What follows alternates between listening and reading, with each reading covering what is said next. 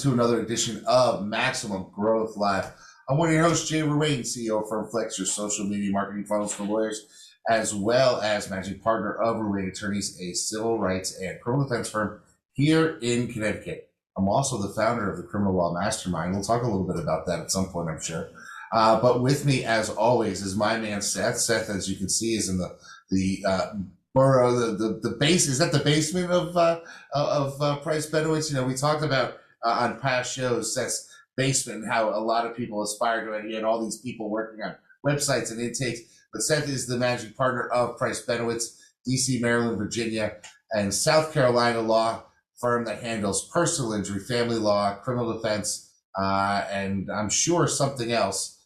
Key Tam. I mean, you got something going with a little bit of everything, and of course, he is the major domo over there at Blue Shark, the man who's one of the two founders of Blue Shark Digital. So, Seth, it's been a while since we did one of these shows. You had a break, then I had a break, but it's good to be back. How's your week going?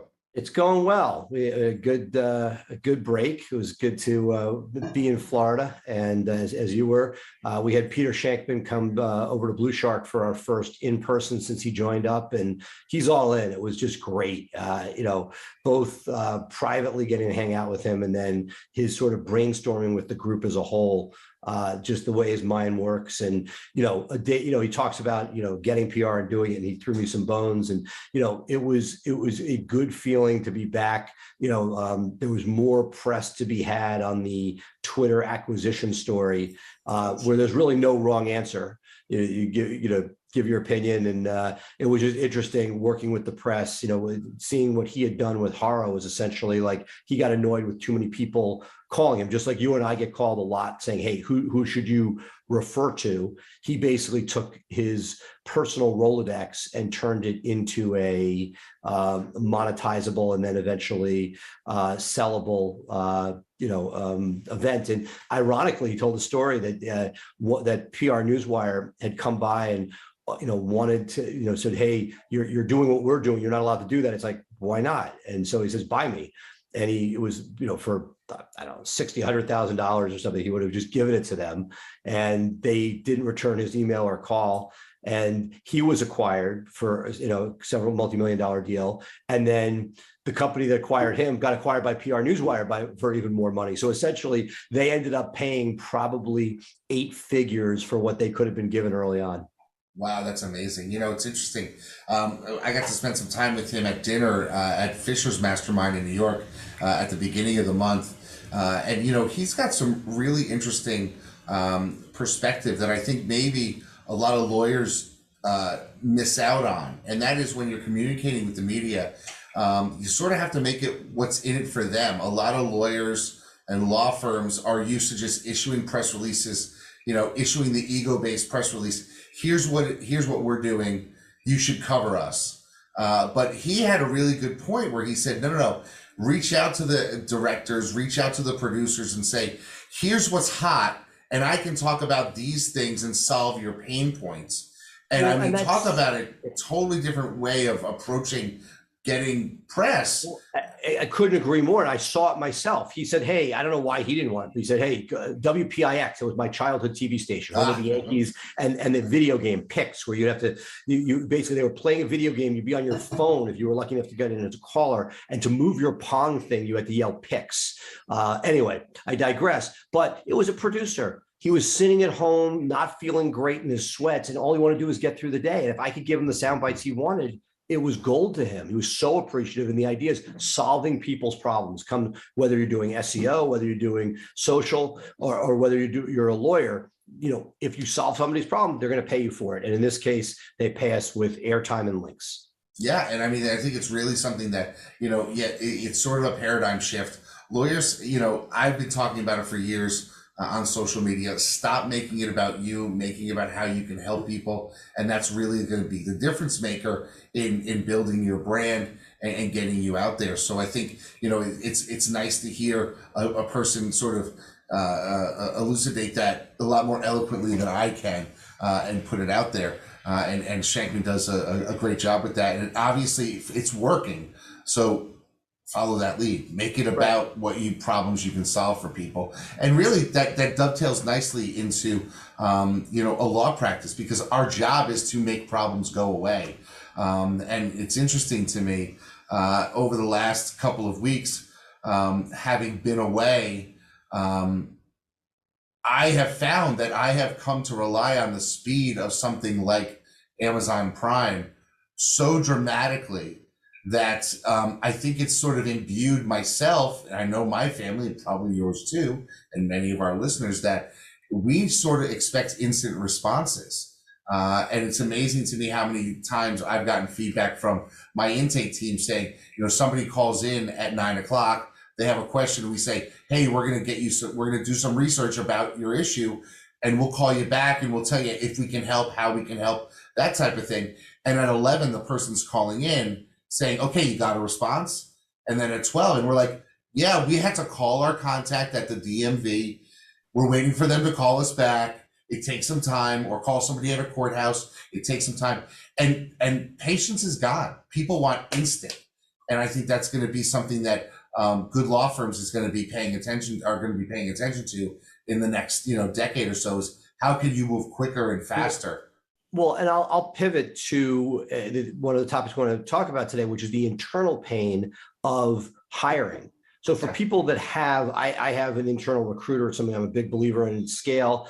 In fact, I've gotten so in on this that I have a recruiter, and they have deputies overseas doing different pieces of the recruiting, whether it be sourcing, one person for international, one person for domestic. To me, I'm all in, because it's all, again, all about talent. But one of the things that kept coming up was when you're looking for a difficult hire, let's say my personal injury practice, there was a disconnect between the recruiter and the hiring partner for that division. And again, it could take it down to yourself, because sometimes you have both those roles.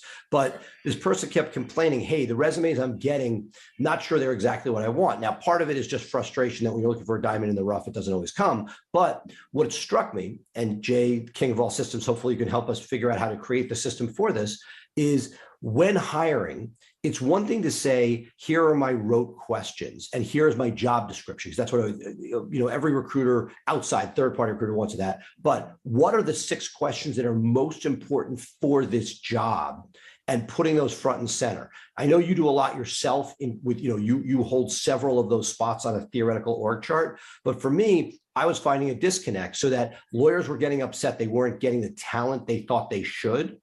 And that what I'm forcing people to do, and hopefully we can create a system for this, is what are your 6, and we actually want to create some sort of Google form. You want to make a hire, you need to fill this out, and those questions will then be front and center. So you'll know, have you first chaired a trial? If so, how many? How many depositions have you done?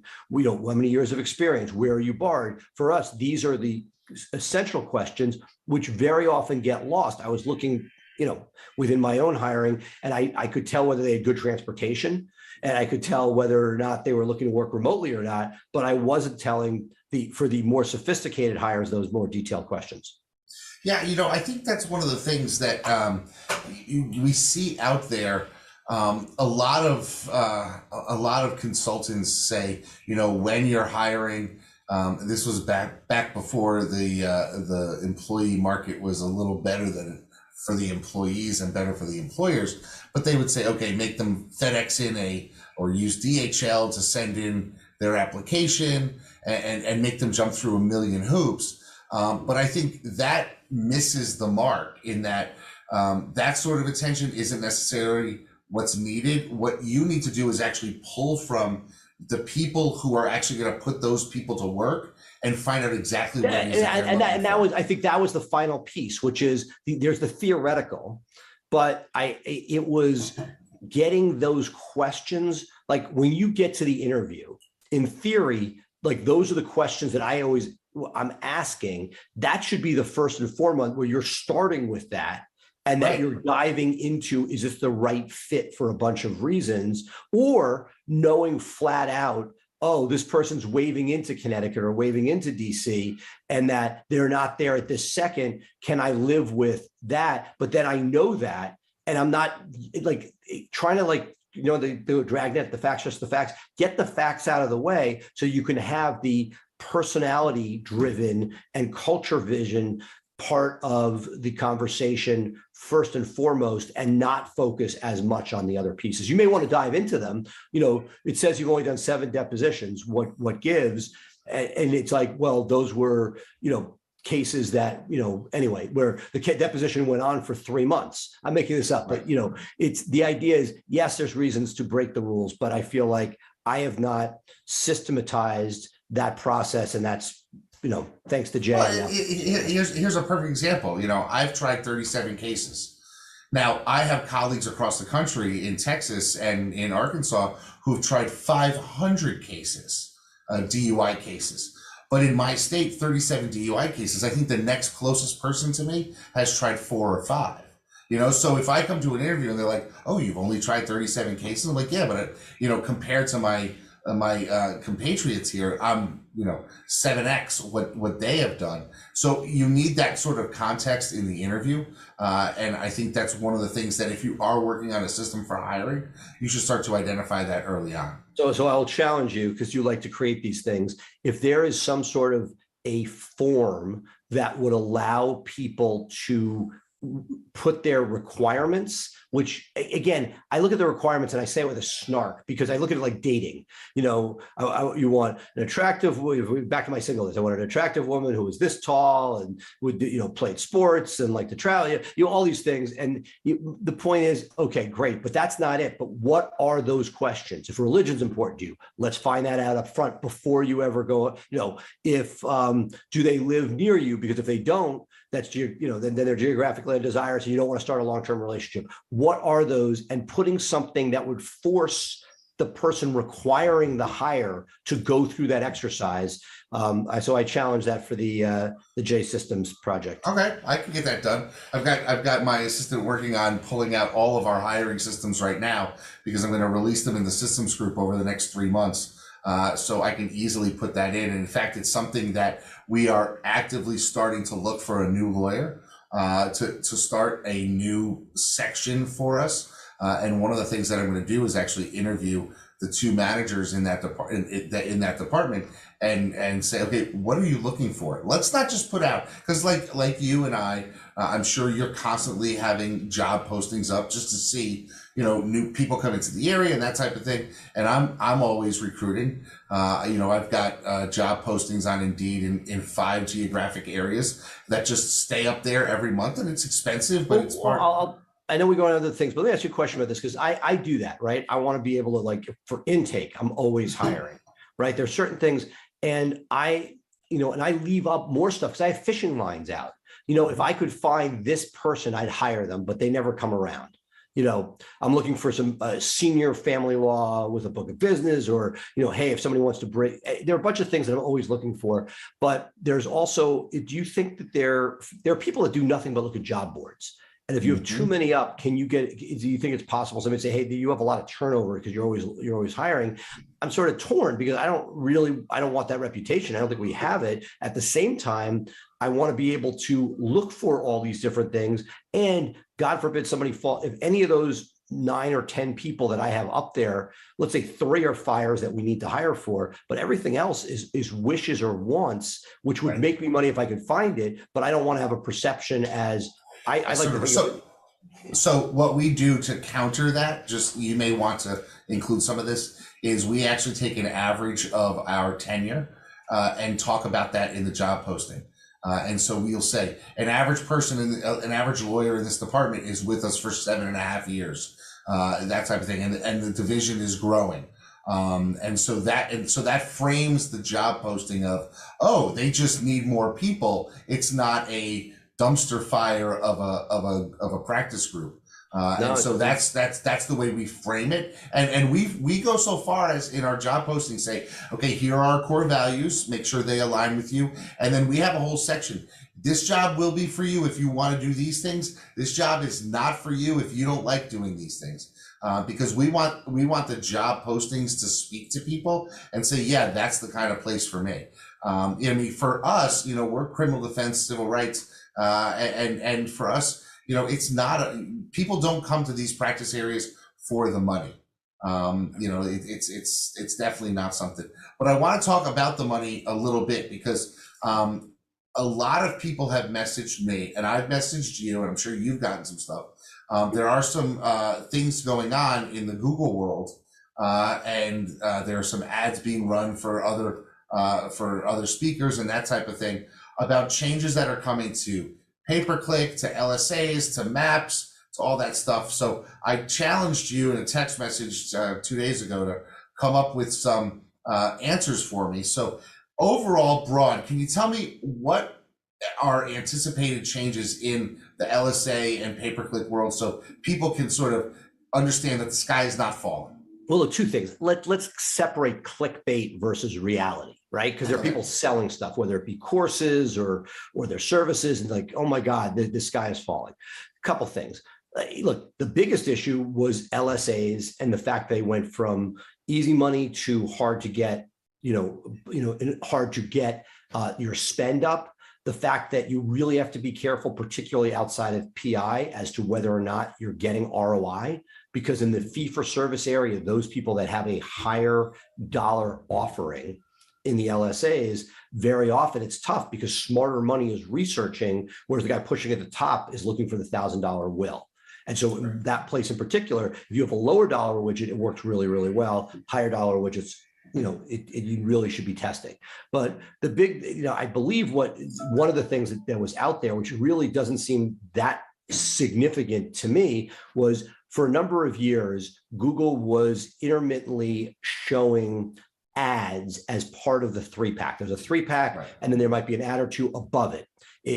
Those ads, which came with a lot of the 3-pack is what the map, the map pack on the map, right? And that before the map pack, you would see an additional ad, sometimes two, usually one, slotted in up there, right? And that was something that when it first started was extremely clunky. You could actually bid on it itself. It was a separate bidding system. I remember doing that. And it was like it was frustrating, impossible. It was a goal, it was awesome, but you could barely get it. Then for last several years, it hasn't been something you bid on independently. It's something they gave you as an ad if you were spending money. And instead of just being at the top, they would like layer an ad down into the 3-pack.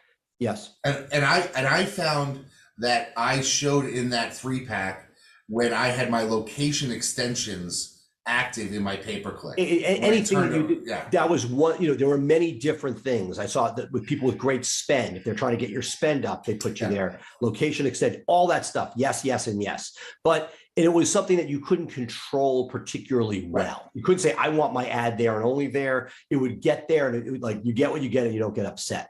I believe one of the clickbait stories that's going around is it appears that the buying of Google ads, is disappearing, and that the GM, that the local service ads are going to get a spot or two there. That's what we're seeing. We've seen, so it's not in many search results. We've seen it in some. I believe that's what some of the clickbait is talking about. Is it interesting? Yeah, it's interesting. If you're not doing LSAs or pay-per-click, it's not going to affect you at all. Meaning, right, it's like the death tax. My old professor at Penn, Frank Luntz, created the death tax. Half of middle America voted against Democrats on the death tax. Not, whether they realized it or not, it was a $20 million threshold, at least today's, that if you're under that, it doesn't affect you. But people were literally choosing their candidate based on the fact that the death tax was a thing when it was an inheritance tax, which frankly, do you want, Elon Musk's kids to get all of his money without any money transferring? Anyway, I digress. So, is it something that's significant? Yeah, if you're doing pay-per-click, it is a change, but is it a monumental change? It's basically potentially more inventory, and LSAs are one that we're, for our PI clients and for price balance and for all the Blue Shark digital clients, where all we're doing is fighting for more inventory. I think Google's saying we don't have enough inventory to sell. Where can we throw some more up? It's okay. Stuff at the top did fine, but not enough. Let's try to trick some people. Do no harm, Google says, but they basically want to trick people into not recognizing that these organic results, now they're going to layer some more paid opportunities in. Sky falling? I don't think so. Should you know about it? Yes. Should you be following it? But Google also has pivots, and that's part of it, that we watch it. and we'll see what ends up happening. It makes sense. And so it's not a crazy next step, but at the same time, it's one step at a time. We look at it day to day, week to week, month to month, and continue to pivot based on what we're seeing. Yeah, it's really interesting to me. The whole AdWords pay-per-click platform, it's been around since November of 2002. So now we're getting into its 20th anniversary. I can remember some of my first clicks that I bought were, 2 cents, 5 cents, and now we're spending hundreds of dollars for a click. But what bothers me is like your name. To me, there should be a rule that if you're buying your own name, it should be $1. The fact that we're paying, real money for our own name, $15 for a click on Wayne. And then when you look at and you're branding that, I now do all my own attorneys so that when some guy, and there are two reasons: mean people that are buying your name, and secondly, it's Google, which knows that Jay Ruane is associated with connected DUI. So if somebody types that name in, they'll very often try to sell that, just like we were talking before, where they were just basically stuffing more ads, whether it be Google ads or now LSAs. When you stuff additional opportunities, when they see Jay Ruane's there, we can sell ads based on that. And unless somebody puts a negative keyword, which nobody does for Jay Ruane, meaning people who don't want to be seen as that. Right. When somebody calls me one time, somebody calls, say you're bidding on my name. I'm like, I'm not bidding on your name, but we have so much money being spent, they couldn't spend it. So they put it for this guy's name because they know it's associated with something. I put a negative keyword, it stopped. The other thing that we saw was within your profile on Google, there are lots of different bells and whistles, right? Both you and I spent a ton of time on Google Plus back in the day. That went belly up, right? We spent a ton of time. We've had posts, and those posts, for years we did them, didn't really see much from them, and eventually now they're getting indexed. We see some benefit to doing them. Right? There's like mini websites you can create within the Google environment that are interesting. We're testing them constantly. And if they really move the needle, we'll put resources into them. What I'm always looking at is not the anecdotal, because everything you do has a time value of money, right? So even as an agency, we have people paying us X amount, and you have to allocate those resources. To me, many of the people chasing the bright, shiny object and silver bullet are in fact missing, hey, if you did 10 more pages of content and 5 more high quality links, that's going to move you exponentially. All these other pieces, generally are incremental change. So to me, many of our clients are in the 3-pack and we're doing things to get them up there. Are there things that you continuously want to test? Absolutely. But this idea that if you're not doing this one thing, it's malpractice. There are opportunities. There are probably 5,000 things that we can do for clients on any given website, and you're constantly tinkering. But it's a combination of, does it really work? How much, is it that big of a deal? And how many resources do you want to put? And you're constantly balancing all of that. And there's nothing, you should be challenging yourself and trying. But once again, I feel like it's the equivalent of like a consultant that knows one more thing than you and sort of uses this to show you, oh my God, your whole process is wrong. If I told the story before, but somebody relayed this and I loved it, which is if you're number one in a market, you're crushing it. And some guy is telling you that, hey, you're missing this one factor on your GMB and you're like, Rick Harris was at a meeting, and he's one of my favorite guys out of Las Vegas. He runs this amazing practice, does more referral work than probably anybody in the country that I know of. And he was at a mastermind, and this woman was saying, you're doing this, you're not title tagging this right, and this and that. And she's really giving him a hard time. And his reaction to her is, you're right. I can't take this anymore. I'm just going to pack my bags, get on my private jet and fly home.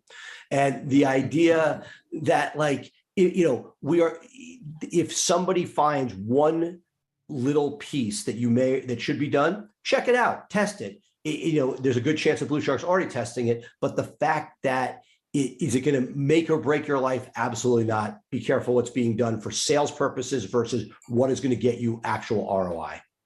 Yeah, it's interesting to me. I know you have people at Blue Shark that focus on the pay-per-click space. It's interesting to me that when we're at the 20-year mark, a little bit, short of it with pay-per-click, and it sounds to me and it seems to me that Google really is trying to push out all of these pay-per-click specialists to some degree with some of the things that they're doing in their recent release out of beta of the Performance Max, where you tell them what you're looking for, form fills, views, or calls, and they'll then automate a campaign for you across all of their properties, video and blogs and display network and that type of thing, which I'm curious how it's going to work with display, since they hate putting lawyers on display.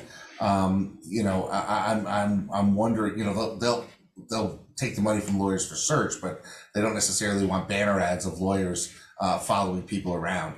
Well, look, I got to wrap up today to deal with some stuff. But look, the sort of AI piece of Google is part of what we've talked about on prior episodes, where Google is pushing it hard. You just said, completely right. But what that also means is they're looking to they need to get enough inventory for somebody or enough test through, which is why we've started to really shy away from less than $3,000 a month pay-per-click budgets, and may at some point have to raise that, because what we're seeing is that Google, because they're forcing this so hard, if it doesn't have enough data points, that doesn't work.